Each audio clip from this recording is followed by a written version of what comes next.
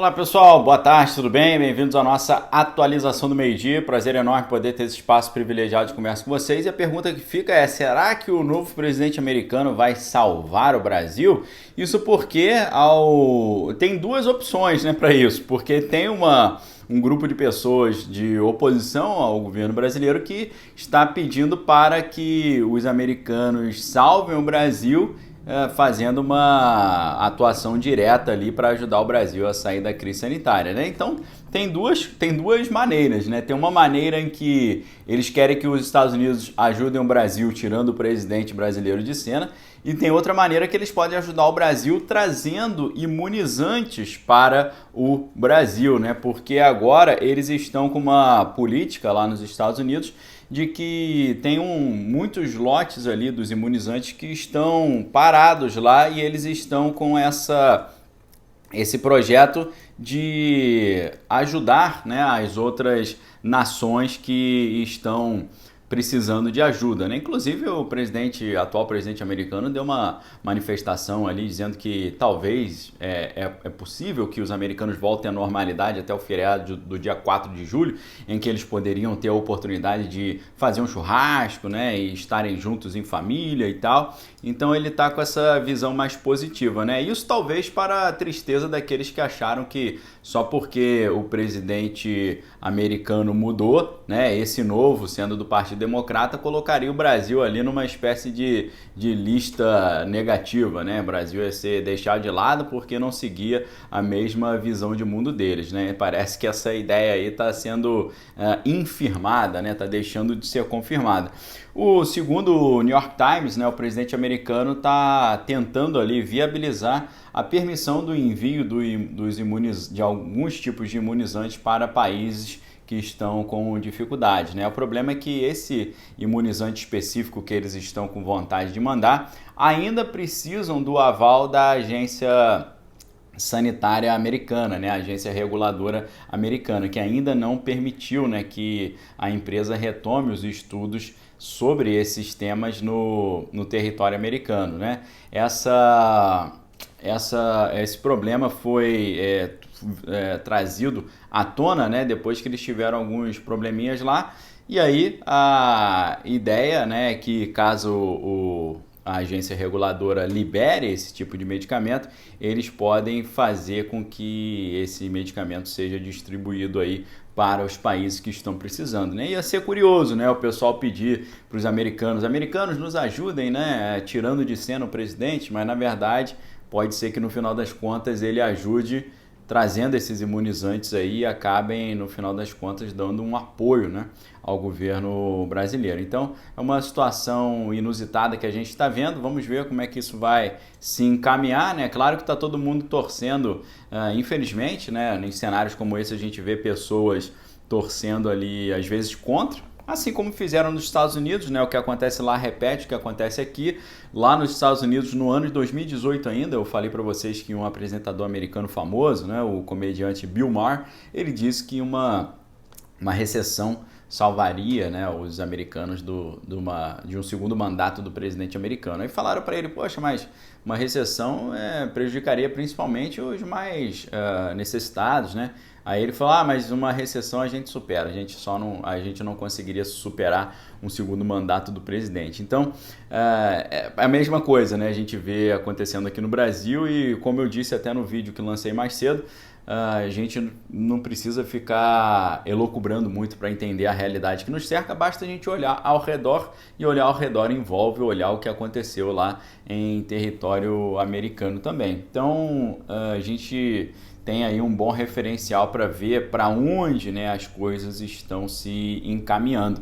A gente tem visto aí o Brasil atingindo um momento mais tenso aí nessa crise sanitária, e vamos ficar torcendo aqui, pedindo a Deus para que a gente consiga sair dessa sem maiores prejuízos, né? Uma vez que os pequenos comerciantes já estão numa situação bem delicada, né?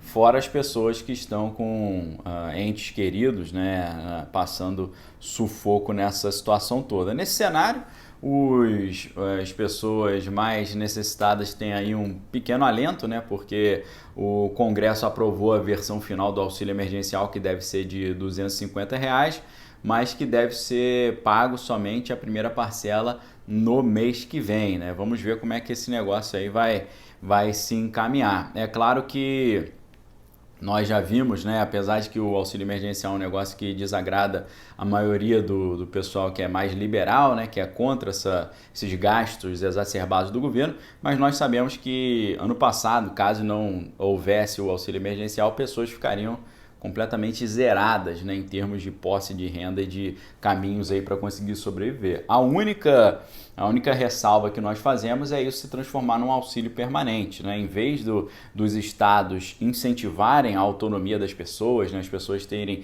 meios de ação, meios de garantir a sua própria dignidade com o suor do seu próprio trabalho, pelo contrário, os estados ficarem estimulando a dependência das massas de um auxílio governamental, né? Aquilo que já falei para vocês várias vezes, que nos Estados Unidos se chama de UBI, Universal Basic Income, né? Que é a renda básica universal, né? Isso a gente tem que ficar atento porque realmente é um projeto que vai muito em sintonia com aquilo que temos visto do grande reset, né?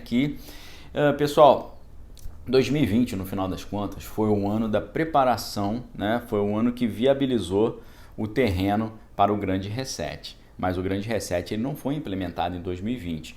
E o que nós temos que ficar atento e acompanhar muito de perto é que nesse ano de 2021 eles vão querer implementar, né? A gente sabe que, eu sempre cito para vocês uma frase adaptada do Capital, do Karl Marx, né? Que quando ele vai tratar da ideia de valor, né? E aí ele expande a ideia de valor de uso para valor de troca e tal.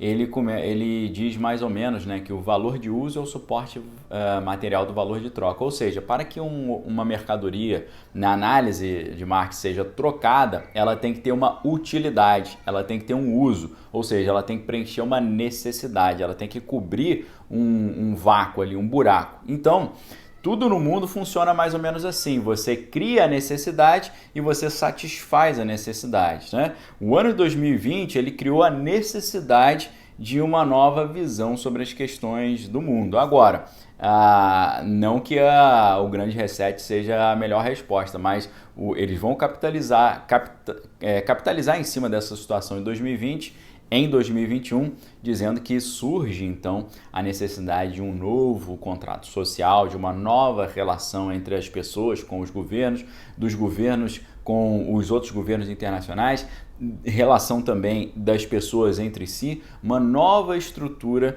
da maneira como esse contrato social funciona.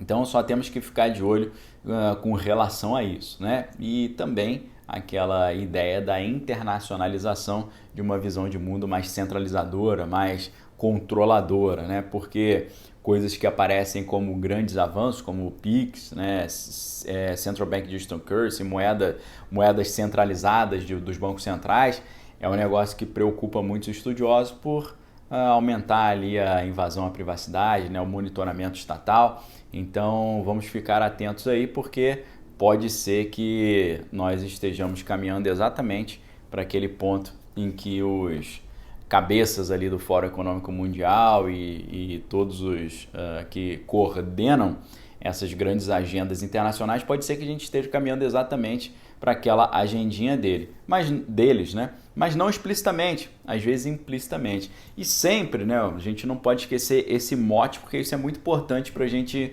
se movimentar mentalmente no ano de 2021. Lembrando que, assim como a Bíblia dizia, né, há caminhos que aos olhos dos homens são bons, mas que conduzem à ruína.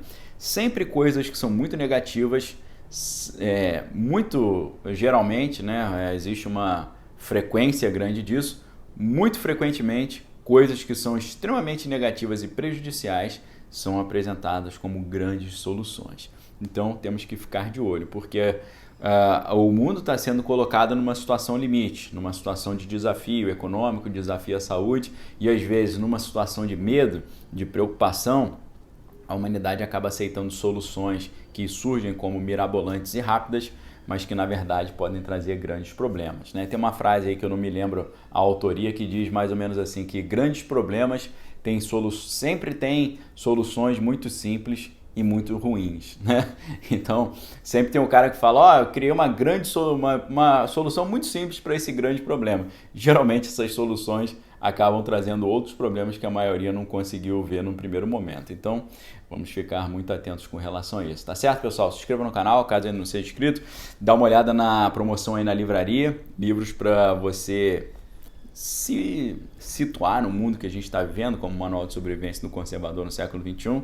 Fiquem ligados, forte abraço para vocês, fiquem com Deus, examine todas as coisas aí, tem que é bom. Às 17 horas, se Deus assim permitir, voltamos com a nossa live da tarde. Lembrando que o meu outro canal, Manual de Independência, onde a gente fala mais de mentalidade, né, empreendedorismo, questão financeira, eu voltei a publicar vídeos, soltei um vídeo ontem, dê uma olhadinha lá, tá certo? Os links vão estar aqui embaixo. Forte abraço, fique com Deus, até mais tarde, se Deus assim permitir. Valeu!